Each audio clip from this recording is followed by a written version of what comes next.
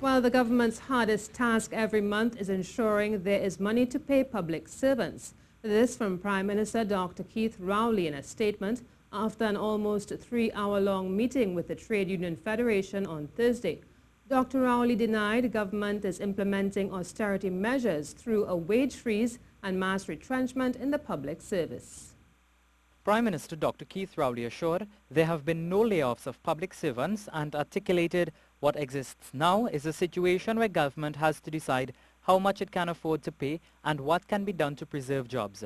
He said it is difficult to talk about increases now when the government is borrowing to pay salaries.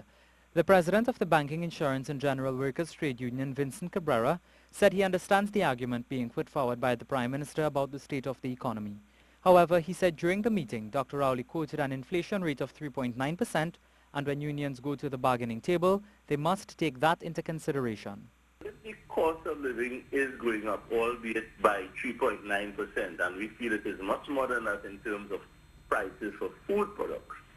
We cannot simply go and say, well, we're not taking any wage increases, we are taking a wage freeze, because then the standard of living of the workers will be falling.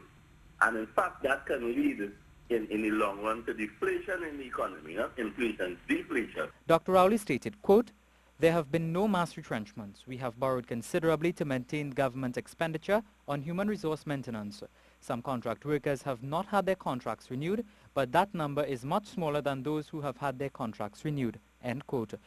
Another significant matter discussed was the temporary departure of the trade union movement from the National Tripartite Advisory Council.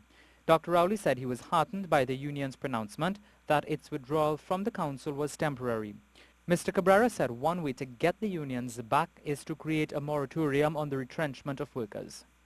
There's been so much retrenchment in the society and in the economy that we would want as one of the conditions for returning to the tripartite talk to have a bit of a moratorium, hold off on the retrenchment and let us sit at the table.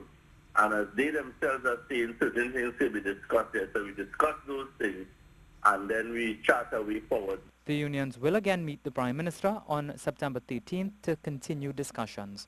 Rishi Harinanan, CNews.